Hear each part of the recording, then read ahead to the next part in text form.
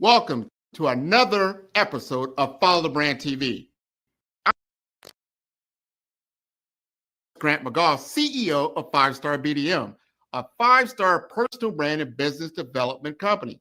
I want to take you on a journey through another deep dive into the world of personal branding and business development using compelling personal stories, business conversations, and tips to improve your brand.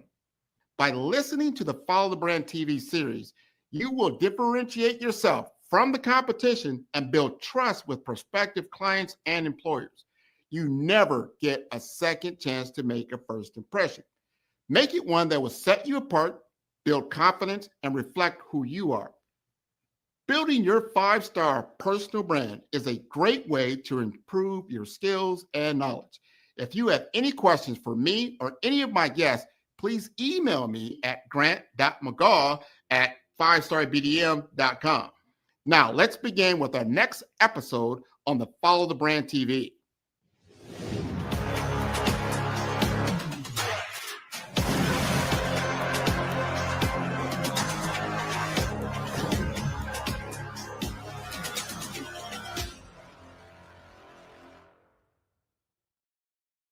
Five-Star BDM, Brand Development Masters, is a professional consulting and advisory group keenly focused on business development services for the small to mid-sized business and entrepreneurs. Although every business is unique, they often share business development challenges that can be addressed through smart branding. Services include process improvement and operations, digital strategy and transformation, business intelligence, digital marketing, and personal branding. Our business and personal branding company has helped a number of professionals and organizations to optimize and grow. This results in more business, more opportunities, better reach, positive outcomes. Visit www.5starbdm.com today to learn more. I want to welcome everybody to the Follow Brand Podcast. This is Grant McGaugh. We're going to talk to someone. I am so intrigued about this conversation I'm going to have. A lot of people don't know I used to live out in New England in the 1990s, and I had a really good friend of mine who was an architect, or he was studying to become an architect, and he told me a lot of the different disciplines that you had to know in order to become an architect. I had no idea all the things that you have to factor in when you're doing something that's building a building or building a bridge or whatever it may be, that you have to understand all these different facets in order to get a building actually built and to be sustainable. And you need to understand so many different things. So with that said, I want to bring to you Daviel. Daviel is a current architect, and he's out of the Omaha area. And we met at the Omaha Inland Port Authority, and I got a chance to talk to him. I said, you've got to be on my show because I'm so intrigued about what you do. So, Daviel, you like to introduce yourself? Yes, Daviel Phillips. I'm originally from Chicago, Illinois. Came to Nebraska by way of University of Nebraska-Lincoln. Got a master's in architecture and a master's in business administration, and moved up here to Omaha in 2019 BC before COVID. I like to say that. Moved up here and then got started right away. But originally being interested in architecture started when I was in about 6th grade. And it was a direct response to the environment I was growing up in. On the south side of Chicago, there's a lot of great things there. There are also some conditions that could be improved. And so I noticed those conditions that could be improved, like boarded up houses and things like that. And asked my mom one day, who decides what buildings look like? And so her immediate response to any question was Google it.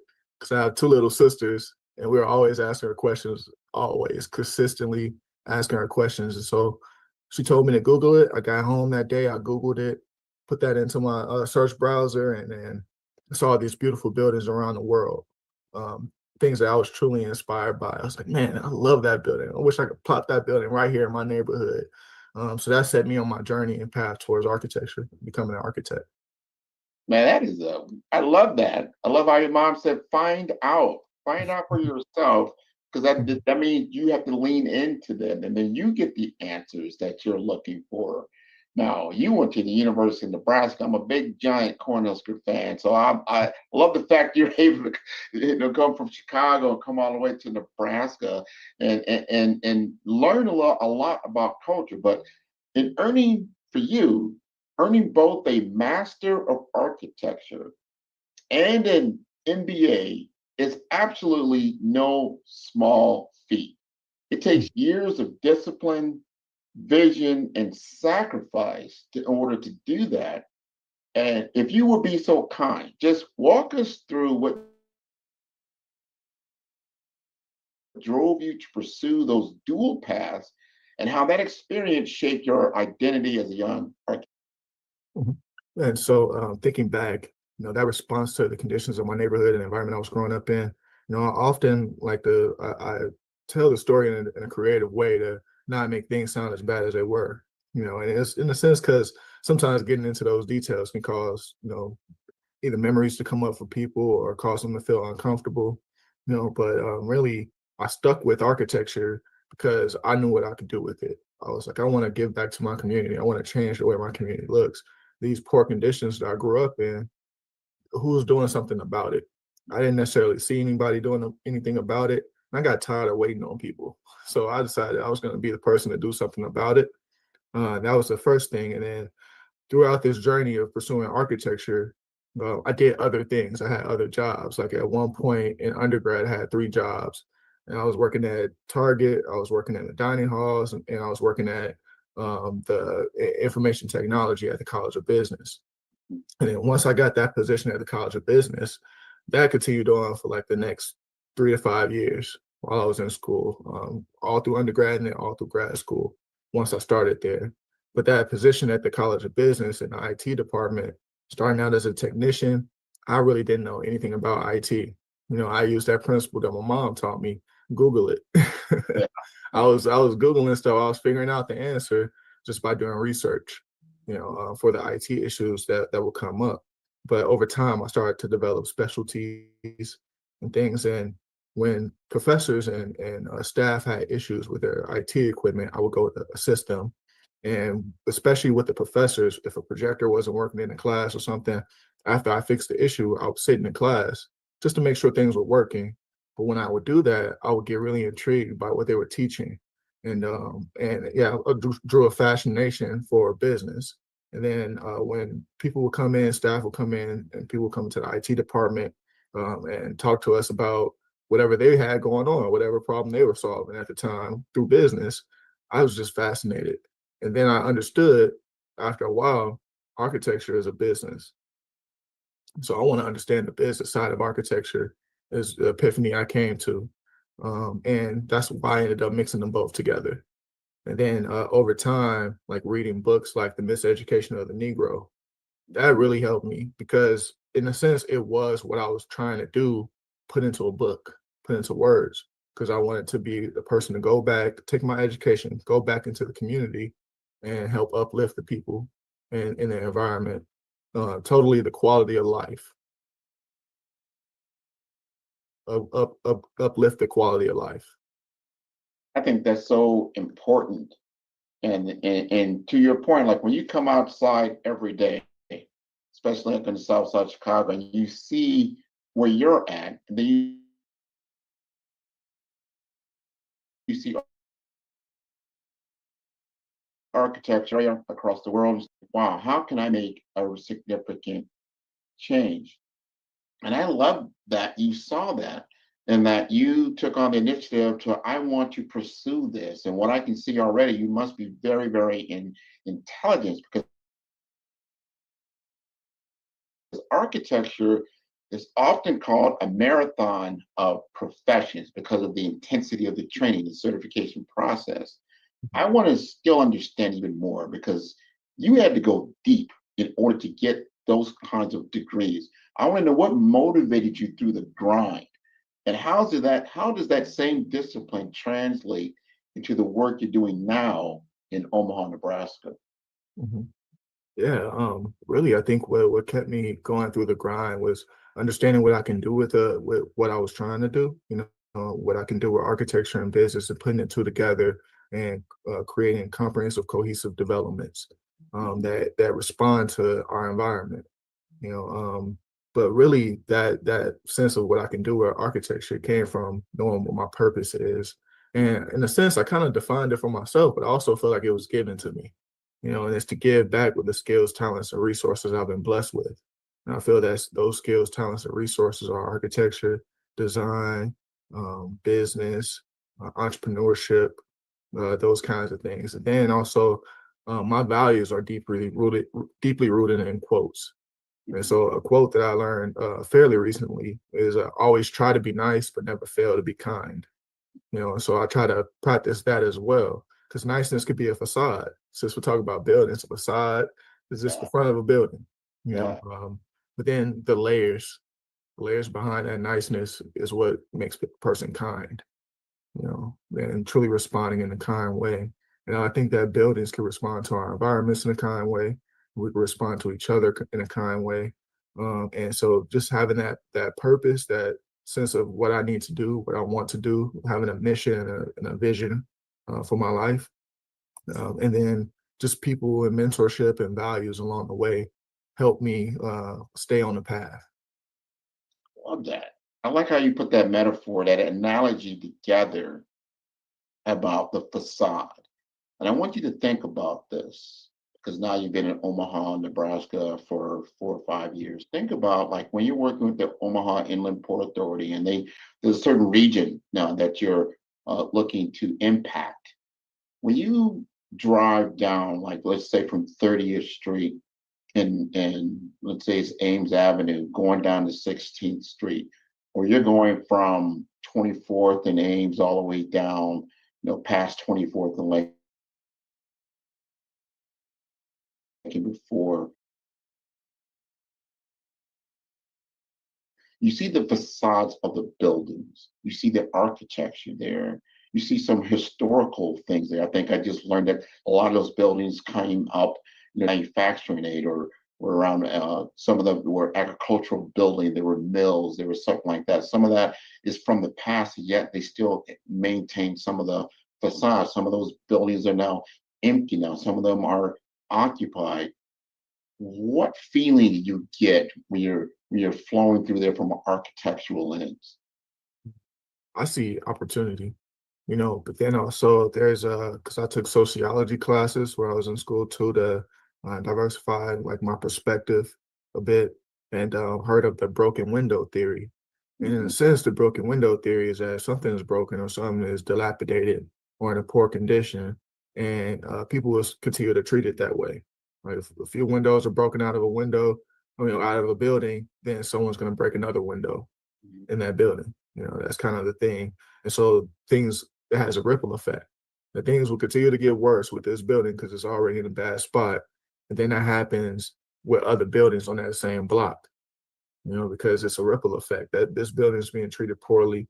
No one wants to deal with it. Now the building next to it is going to go under the same condition and the building next to that. And so you see this trickle effect of a poor condition perpetuating. Yeah, but I see it as an opportunity for us to go in and do something about it. And this opportunity with the Port Authority, with the Black History Museum, and a few other organizations, they're a culmination of everything I wanted to do, everything I said I wanted to do with architecture and business. I get to put the two together. So I truly feel it's a blessing that was bestowed upon me to be appointed to this board and be able to give back to the community. And I just want to do a good job. And so you may see me put pressure on people or even put a lot of pressure on myself. It's because I really want to do a good job with this effort. I love, man, what you just said there is so important because if we lead with intentionality to make something better.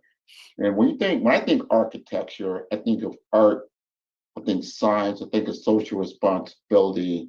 And I see that we all have a role in making our community, especially our shaping of our culture, to be better. And there is an opportunity in North Omaha because I'm seeing when I go down that street now, I see a technical ecosystem that can be built. Something because you're coming from north, which is the high school there. It's already a magnet program. They're already doing some innovative things. You've got Metro Community College like right there. And then as you flow down, you've also got the library that's right there. So I'm starting to see a future that can be built. You've got an airport that you can just fly in there. You've already got a recreational center in Curl Lake. So I'm starting to see that this could look so completely different. So when you think about the OIPA and the community vision and that project in Omaha, how did you become involved? And then what excites you most about its potential to create a long-term impact for North Omaha and other communities? Yeah, I got involved initially because I think it's just the work I had been doing in the community, working on the Great Plains Black History Museum, a renovation to the Urban League of Nebraska, the new space for the North Omaha Visitor Center, renovated Holy Name School, and for the exterior doors at Sacred Heart School as well. So just having a footprint in the community, and also I volunteer a lot. So even this past Saturday, I organized a community cleanup. I helped to organize a community cleanup that I led for this particular cleanup, and we do cleanups every month during the spring through the fall. And so I was just deeply involved in the community, talking to some good people like Chief Warren, Chief of Staff to the mayor, and Mayor Stothard at the time. And I think through some of those connections, through the involvement I had in the community, that I was appointed to the board, in that way. And then what was the second question? I'm sorry. I want to know how you see the especially the project that you're working through Mhm. right now. How do you see the framework for problem solving? Now you see the building structure, right? You see Mhm. what Omaha is today. How do you see this changing? Can you create the long-term impact for North Omaha so now you're involved with the community? Mhm. I think one of the ways we create that long-term impact is by directly responding to the issues. I feel that a lot of times that we either get shortchanged because we put in a grant, but we only got half of the grant, Mhm. the dollars that we asked for, or even less than that. It's times where we know what the issue is, but um, some of the people holding the keys to get things done, they tend to kind of do things their way versus responding to things that the way what the community said, we want this, we need this. They kind of get part of it or half of it or not it at all. And so I think this is a unique opportunity for the Port Authority, who has funding, to directly respond to some of the issues that are in the community that are prevalent, and we can directly respond and get things done, and not have to sit around waiting for someone else to do it. I think that's the biggest thing. Like I see this in communities like whether it's the South Side of Chicago, North Omaha, or any other place that I've been to around the nation or around the world. That really you have to have somebody that's a champion that's going to go and get things done. I like that. This is important. So you, like you said before, it's always like it's wishful thinking, right? And then Mhm. everybody's like, yeah, it'd be nice, but we don't have the money, we don't have the funding. Now you've got the funding. Now you say, okay, what can we do to shape something that's different? And do something that's going to really make and shape and be historical when you really think about it, Mhm. for a number of years to come. So I want to ask you in your role, I mean, design thinking, there's architectural discipline at play. Now, do you see architecture as a framework for problem solving beyond just building the environment?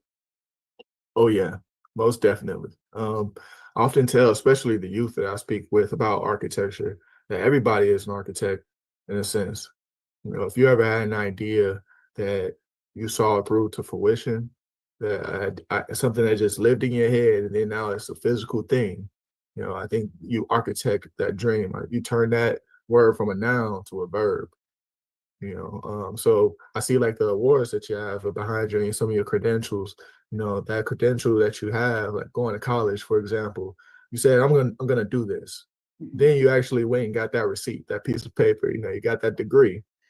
you architect that dream. You saw your way through becoming a scholar at that level. And so that's what I do as an architect, really. Someone approaches me about a dream or a vision that they have for either a piece of land or a building that they want to do, like the Great Plains Black History Museum, and then I bring them through the process to actually realize that building actually getting done.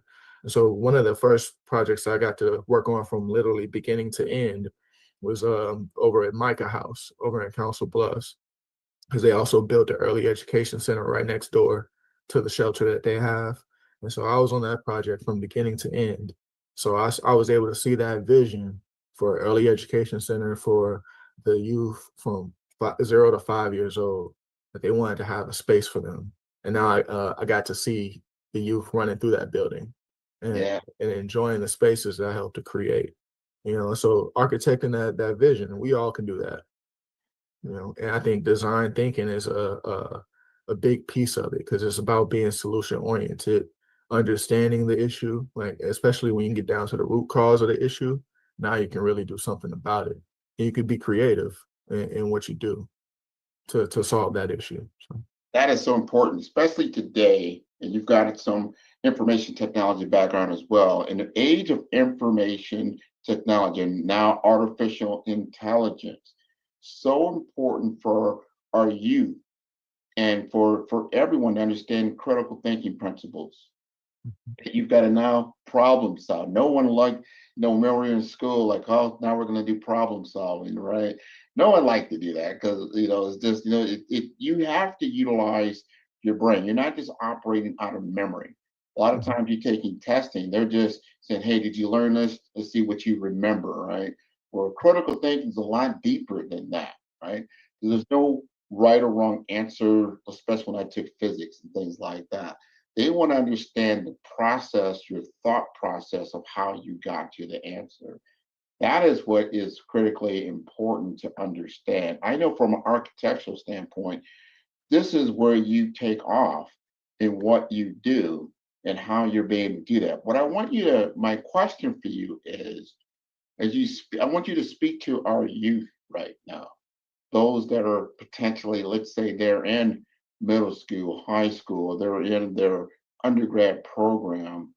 What advice would you give to them so they can go deeper than not just Googling for that information, but utilizing things like our large language models, their chat GPTs, their Claudes, and things like that, to get the answers to begin to think critically? Because this is things that machines cannot do that are uniquely human in aspect.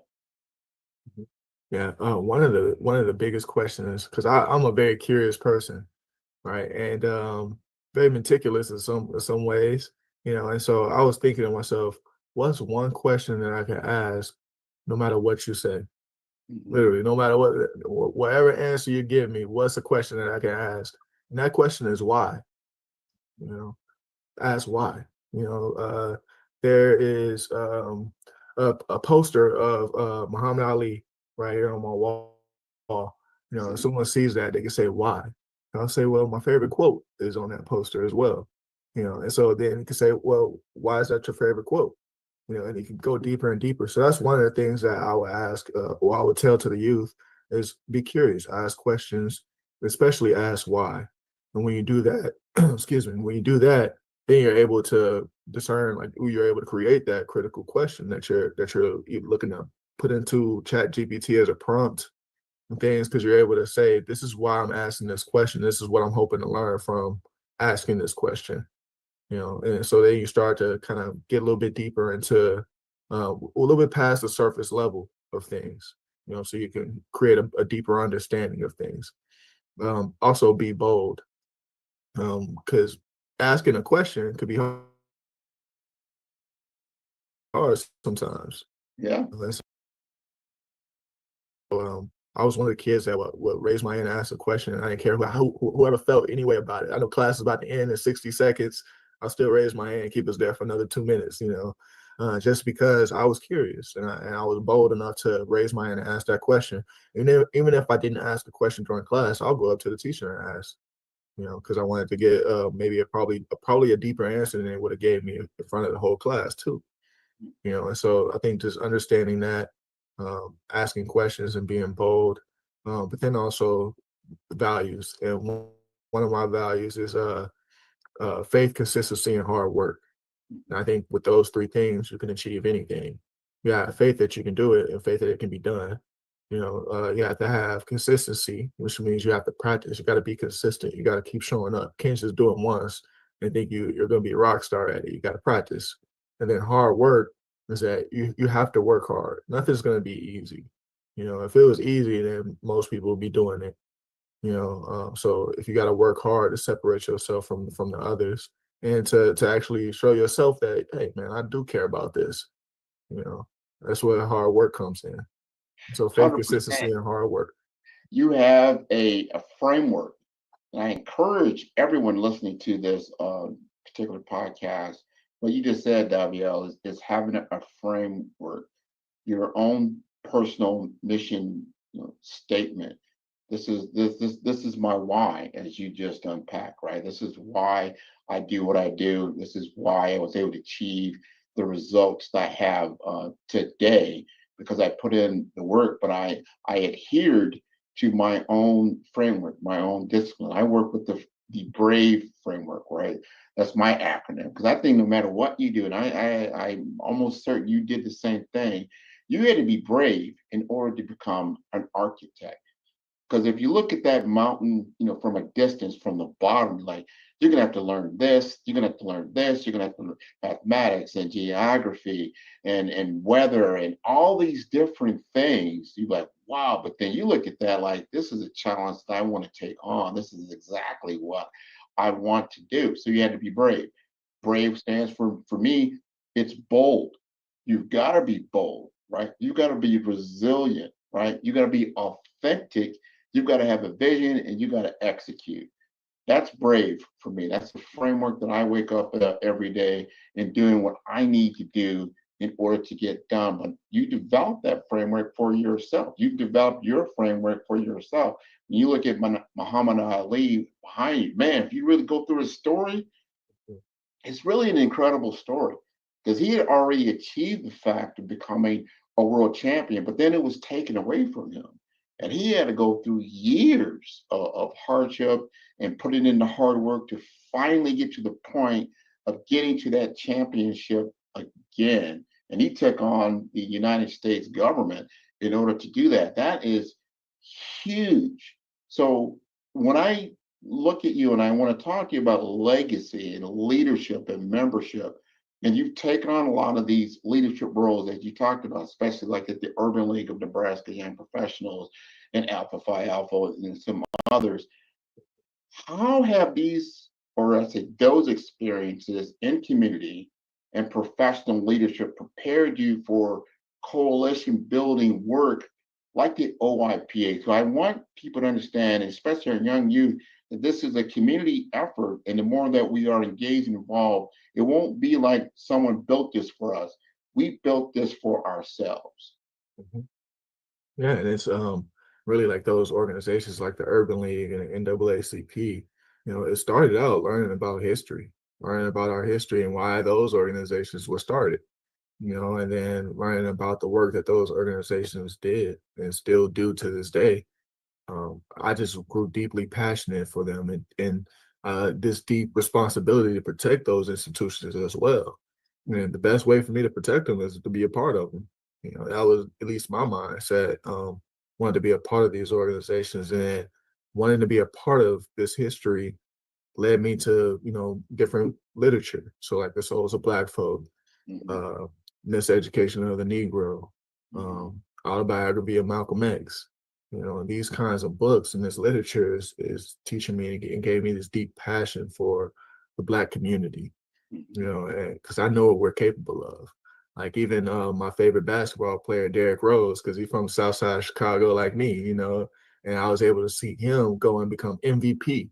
Yeah. Somebody that people probably doubted when he was growing up. People thought he wouldn't amount to anything probably. And then he became the rose that grew from the concrete, and so like things like that, those kinds of stories really deeply inspire me, and so I can get inspired like that. Like I'm snapped. Like I can get inspired because there's so much out there. Like it was a time where I was thinking I'm not gonna do architecture anymore, and I'm gonna lean on my business degree. Mhm. And because all throughout school, I was the only black kid. Even at my job for a while, I was the only one, and now it's two of us. But, that sense of being the only, I was starting to get defeated by it. Then I started to do my research, like, and why. And I was like, I found out about the first black architect in the state of Illinois, the first black woman architect in the state of California, the first black architect in the state of New York, things like that. And I was like, man, they probably didn't have anybody teaching them. They probably in a similar condition that I'm in. Like, who Yeah. am I to just give up, at this point when they did it, who they have? So I was inspired by that. And I got mad at myself so much so that I got right back to work. I got right back to work. And then something else I want to share with the youth too is growing up with these in these poor conditions and stuff that I was in, even though I had everything I needed, because I'm very proud of the young man I am today. So I don't like to really complain, but kind of growing up in these conditions, I was angry. I was mad at the way that my family had to live, that the conditions I had to grow up in, the violence that you hear about in Chicago. I was upset, and I think the thing that drove me was going to get my education. I was mad at my situation, so I went and got my education. Because I felt like that was the one thing that can't be taken from me, my ability to think for myself. And so After that three times, what you just said, I know a lot of people in the Caribbean, a lot of people. I didn't know no doctor. He actually worked at the Microsoft, very keen on artificial intelligence. Work with the people that actually developed Open AI. He said my way out growing up was education. So I fell in love with education. And once you are aware, you can apply what you have learned. And I always look at architecture, it's applied science. You have to apply the mathematics and other things that are so important. So when you look at a building, you just don't see concrete and steel and paint.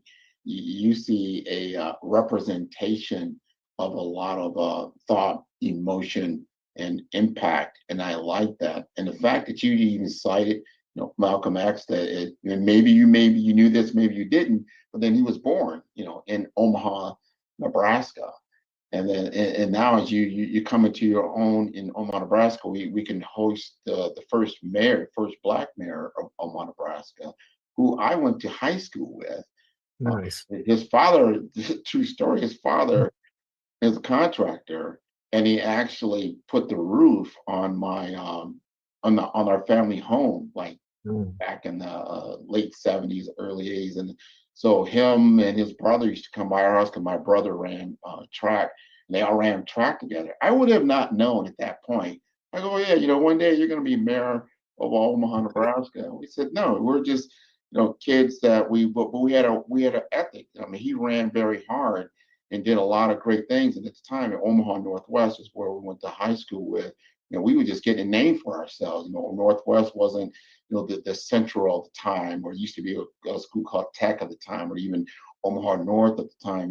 Those had names for themselves. Northwest was just starting out, but we made a name for ourselves because we went out there and we won championships. I think you're making a name for yourself. So when you go back to the South Side Chicago, some of the places that you grew up, and they see you, like they're going to look up to Daviel Phillips. And we were able to showcase, it's almost like an artist, right? An artist always has a showcase, and then you can showcase your work. And when it goes up as a building, that showcase lasts probably beyond yourself. How does that make you feel? Oh, it feels fantastic. Like I said, like seeing those young kids running through the early education center. Like I'm like I hope to create an environment in which they can learn and be safe learning. And then like I know like Steelhouse here in Omaha, I had a very small role on that project. Like I did some details up in the balcony and things. I like to say like those details led to me having a lot of leg room because I'm pretty tall. So I'm used to my knees touching the seat in front of me if I'm at a stadium kind of environment or kind of in a entertainment event. Now I have ample leg room. So it's like those little details. I could speak to that, and I'm very comfortable when I go to Steelhouse, because of that reason. You thought So about yourself in the design. Okay, yeah, okay. but then also all the other tall people out here that things aren't really built or made for us. So yeah, we just add a little bit more leg room, and it makes a world of difference. Makes a big difference. Now, Yeah. here's the things. I know when I was asking even my parents, they were just a little bit unclear about what the Omaha Inland Port Authority is all about. What is its aim, its goal? How do you see that from your viewpoint? Yeah, so the Omaha Inland Port Authority is meant to help development in the district, and so we can do development ourselves, or we can be a financial vehicle for others doing development. And we do have initiatives that we started, like the Innovation District, the Airport Business Park. I know we have a housing initiative that's a statute requirement to build some new housing. And there's a lot of vacant lots, so we can do some infill development with an innovation district. There's so many different things you can do with innovation. You talked about tech, you talked about architecture. I think those two things, professions have space within the innovation district, and then also entertainment, things to get our youth excited, invested in their education, and then put them on a trajectory where they can win. And not just teach them how to win by themselves, but teach them how to win together. And like, because you mentioned like coalition building and getting people together. I think that educational piece and the teaching people how to get along. We need to learn how to love each other. Yeah. So I think that those things are how we make it what we need it to be as far as the Port Authority. And then we have a board retreat coming up soon, and so hopefully the mission and the vision is more clearly defined after our retreat. I'm going to get some information from other port authorities that have established and done great work. And so, yeah, I'm excited for what the future holds for us. Well, I tell you, from our conversation, one of the things that really stood out for what you just said is so important. When you see a building and you see a broken window, and it encourages other people to break another window and then another window. So if you can see something that is more substantial, like you were saying, like the steel house and some other architecture that has been rebuilt, especially like on 24th Street. I remember going down the street and I saw I Be Black Girl, right? And I said, oh, that's nice. So you wouldn't want to throw a rock through that window, right? It's Mhm. something you want to appreciate, and we can build more architecture that's down there. We've got some other things that are there that are starting to look good. I like Dreamland that they built on 24th Street. I think that is look good. Just remember, I've been gone from the area since 1991. I would come back obviously periodically to visit, but to live here full time, I'm starting to appreciate a lot of these different things that I see there that I did not see, before. And I'm like, all right, I'm starting to see some change in a positive direction. And I like that you are a part of that. Now we're coming to the end of this particular interview. And I always ask this of my guests here of late, because now you're at the end of the interview and in it's real time. You just did this. How'd you feel about being on the Follow the Brand podcast? Oh, I feel great. I feel the same way as before we started. Super excited, um, willing to share. I think it's a wonderful platform, and I'm one of the guys that likes to be in the background, even though I'm bold and I speak up. I like to just be in the background, getting the things done. So happy to have a moment where I can come and share what I'm about to the people. Oh man, that's the whole thing, man. Share what you're about to the people. I love what you're doing. I tell you, when I first saw you there, like this is exactly what I want to see. A younger person who's very professional, who's bringing something to our community to make a positive change. So as your children and children, they walk through these particular areas, like, hey, yeah, you can see old Omaha in pictures, but this is what new Omaha looks like today. And I'm glad that you're making that vision happen for us. And I really, truly appreciate you being on the show. And before I let you go, you got to tell us how to contact you, how to, whether you've got email, whether it's LinkedIn. What is the best way to reach Daviel Phillips? Oh yeah, LinkedIn, my LinkedIn.com, like name on there is the same as like my Instagram. It's dreams, the number 2, live, the number 4, dreams to live for. Because that's what I feel like I have. I have dreams to live for. I want to keep going. Yeah, I love it. Dreams to live for, man. You can't get no better than that. I encourage your entire audience to visit us at 5-Star BDM. That is the number 5. That is star, STAR, B for brand, D for development, informasters.com. You're going to see over 200 other individuals like Daviel that are pictured there. They're sharing their expertise. They're sharing their story. They're sharing their experiences to help us all to move forward and create a new future. So thank you again for being on the Follow Brand Podcast. Thank you. Man, who's your favorite podcaster? Man, Grant, man. I love Grant's podcast. Well, who's Grant? I'm going to send you the link. I love Grant. I love the interview. I've done a lot of these, and this is a great one. It's always great to talk to people who know what they're doing, and it's clear you're a great host, and you've done this many times before. I feel great that we're having this conversation here.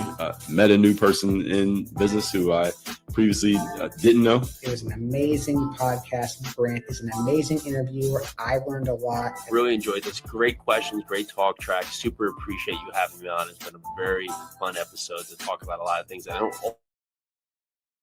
always get to dive into.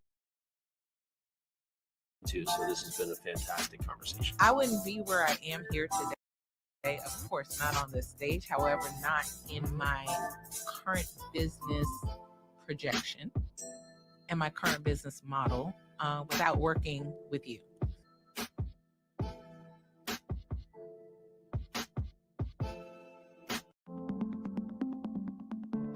The difference between influence and legacy, it's the platform that carries your voice.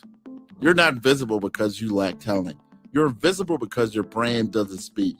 I've built 5-Star BDM to change that. Most leaders have the expertise, but not the presence, the vision, but not the vehicle. Across 3 cities, one brand is helping leaders rise above the noise. Here in the heart of Omaha, strategy isn't left to chance. It's engineered with precision. In Omaha, we engineered your executive brand, AI powered, data-driven, precise. TISA went from a local nonprofit to a national speaker in 90 days. We don't guess your brand strategy, we built it. On the shores of St. Croix, your brand takes on depth and meaning, shaped through curated retreats and legacy experiences. In St. Croix, strategy becomes soul. Our retreats don't just refine your message, they rediscover your mission. One founder rewrote his entire company story here. Funding followed 30 days later. This is where leaders remember who they were meant to be. In Vibrant Miami, momentum meets amplification, transforming your voice into a movement. In Miami, your brand becomes a movement. Business development accelerators, audience building. Joy came with an old website and an outdated company name, but she left with 5,000 followers and a waiting list. This is where you scale with soul. 3 cities, 1 mission, your legacy ignited. It started with a thread. Let's pull it together. Stop blending and start leading. 5-Star BDM, where legacy is engineered, embodied, and ignited. Visit 5starbdm.com and book your brand audit today.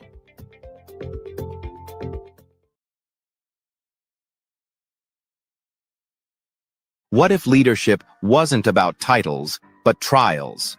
What if your breakthrough lay beyond fear? In First Light, the brave path to authentic leadership, embark on a journey of courage, truth, and purpose. Face the wolf. Hear first thunder. Wield the sword and shield. This is more than a book. It's a calling. Are you ready for First Light? Are you searching for a website that truly reflects your mission and vision? The 5-Star BDM website services portfolio, led by Grant McGaw, transforms ideas into impactful digital platforms for personal brands, nonprofits, and small businesses. Each project in our portfolio tells a unique story, from JADICC a infection control expert organization with professional polish, to a Kaba World Community, a dynamic hub for events and memberships, and Pink Lotus Project, empowering women with donation and program features, every site is crafted using our Brave branding framework and mobile-first development. Our portfolio is more than a gallery. It highlights project context, purpose, and measurable outcomes. We demonstrate brand consistency, strategic user experience, and deliver results that build trust and drive engagement. A world-class portfolio proves capability, sets you apart from competitors, and positions you as an authority. It is your most trusted sales tool and reputation asset. Ready for a website that leads with purpose? Book a discovery consultation or request a brand audit today.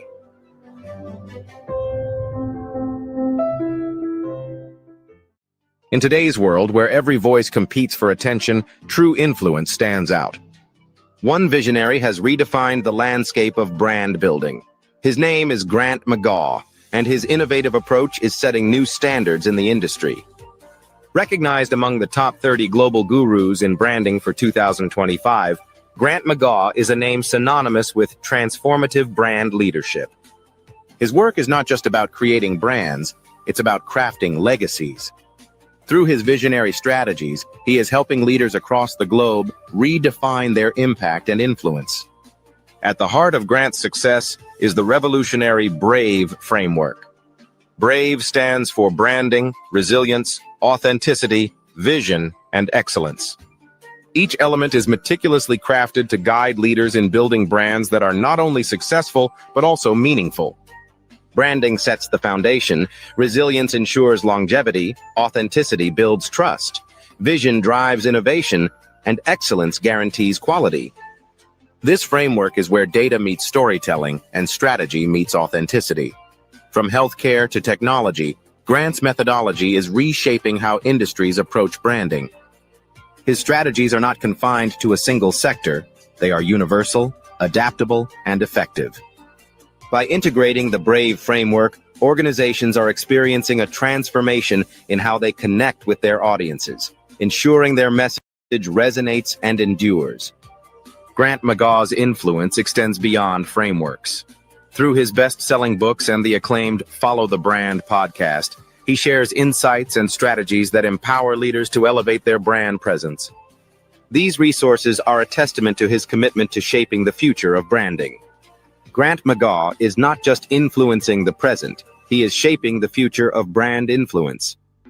His work is a beacon for those seeking to lead with purpose and impact.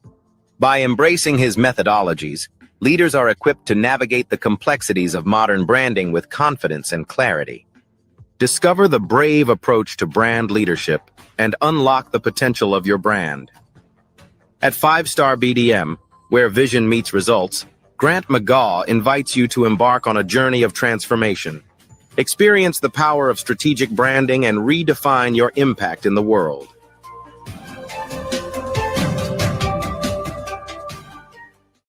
In today's fast-paced financial landscape, access to capital is the key to success. At the heart of this revolution is Case Capital Markets, powered by SETI-Case. Here, innovation and investment converge, creating a dynamic environment where businesses can thrive and reach new heights. Introducing Grant McGaw, the senior advisor at Case Capital Markets. Grant is a visionary leader, dedicated to connecting businesses with institutional capital and strategic funding. His expertise opens doors to game-changing investment opportunities, making him an invaluable partner for companies looking to scale and succeed in the competitive world of finance. With an impressive 25 years in technology, 9 years in healthcare, and 6 years in investment banking, Grant McGaw has a proven track record. He has successfully closed over $500 million in high-value transactions, seamlessly bridging technology, healthcare, and infrastructure with innovative financial solutions. His experience is a testament to his ability to drive success. Case Capital Markets offers businesses direct access to over 32,000 venture capital firms, private equity funds, family offices, and institutional investors. This network empowers mid-market companies with under $100 million in revenue to scale beyond their limits, unlocking unprecedented growth potential. Debt, equity, growth capital, public offerings. These are the building blocks of the future of capital access. Whether you're scaling a business, seeking investment, or exploring market expansion, Grant McGaw is your trusted partner.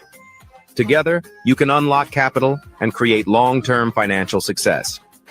The future belongs to those who take action. Are you ready to elevate your business?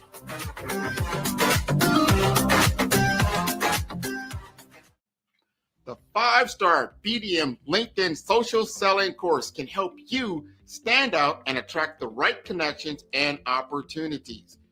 We will help you professionally create your profile, provide personalized recommendations for improvement, and help you create and share engaging content to help you showcase your skills and expertise. Our 5-step course makes connecting with industry experts, finding job opportunities, and building meaningful relationships easy. Social selling can be an effective way for you to generate leads and close deals, but it does have its challenges. Our course will help you solve the problems associated with digital networking. If you need help personalizing your outreach and messaging, which can lead to low response rates and a lack of engagement. If you need help targeting the right prospects, this course is for you. With so much noise on social media, it can be challenging to cut through the clutter and get your message in front of the right people. Our course will personalize your messaging using our targeting tools and research. You can identify and reach the right prospects. We will also show how to deliver high quality, valuable content that attracts and engages prospects and clients. The 5-star BDM LinkedIn social selling course will address these challenges by implementing best practices. As a result, you can improve your social selling efforts and generate better results. Are you looking to improve your LinkedIn profile and reach a wider audience? Social selling is an effective way for you to generate leads and close deals, but it does have its challenges. Some common problems we saw with social selling include lack of visibility. If your profile is not optimized or you're not actively participating in groups or sharing content, it can be difficult to get noticed on LinkedIn. Number 2, lack of personalization. Some businesses struggle with personalizing their outreach and messaging, which can lead to low response rates and a lack of engagement. Also, difficulty targeting the right prospects. It can be difficult to identify and target the right prospects on social media, especially if you don't have access to robust targeting tools. And number 4, outdated content. If your LinkedIn profile or content is not up to date, it can give the impression that you're not actively engaged on the platform or that your skills and experience are not current. And lastly, poor quality content and not leveraging video and picture to convey ideas. To solve these problems, the 5-star BDM LinkedIn Optimization Social Selling Video course will help you focus on personalizing your outreach and messaging to better connect with prospects.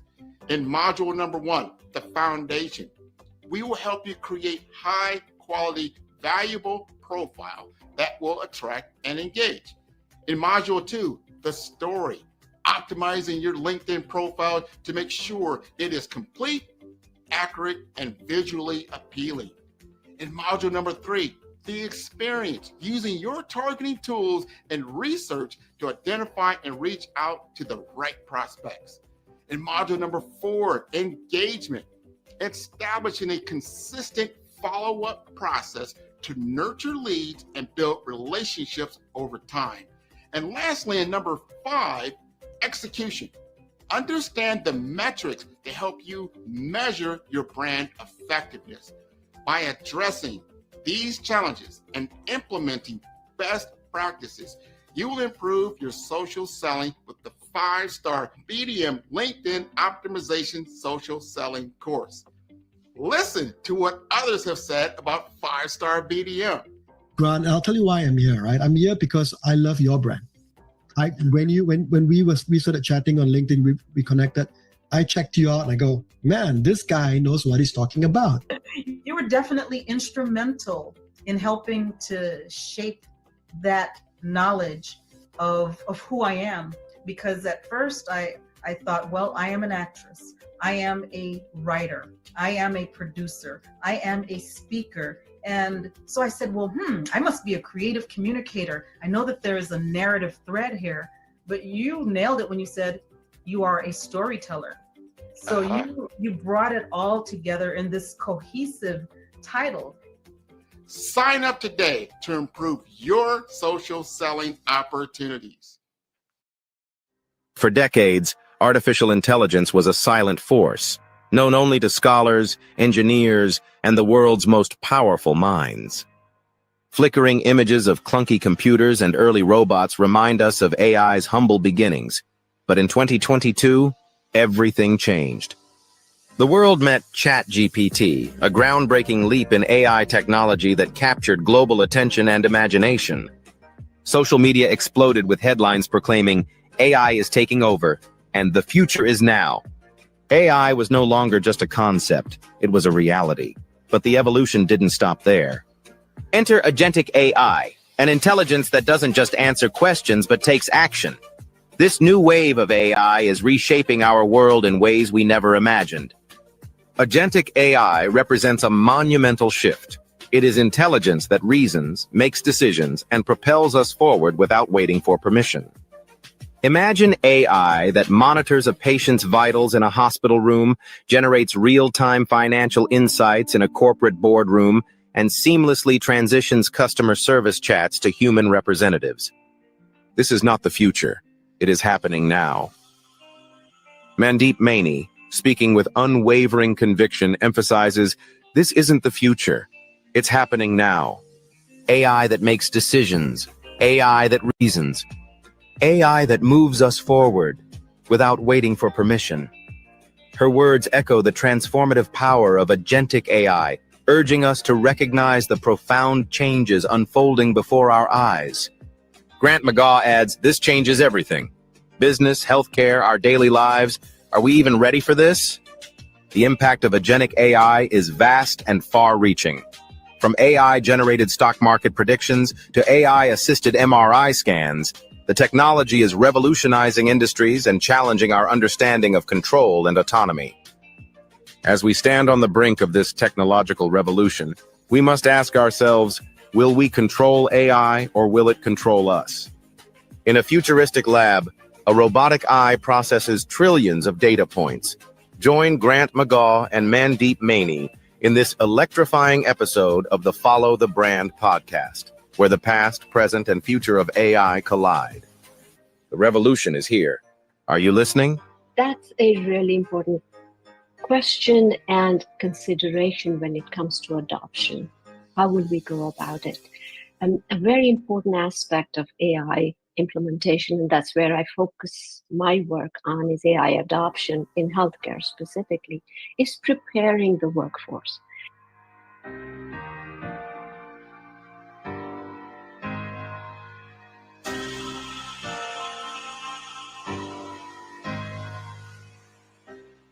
Hey everyone, it's Grant McGaw, CEO of 5-Star BDM and host of the award-winning Follow the Brand podcast and TV series, where I help you to build a 5-star brand that people will follow.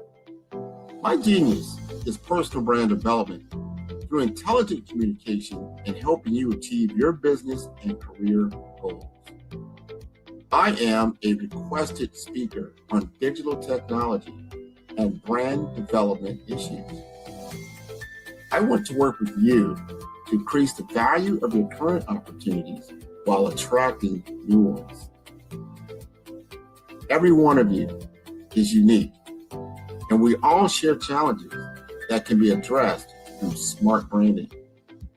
As a super connector, I work with you as an executive coach to guide you along the complicated business and career development road, providing the enhancement tools and information you need to succeed.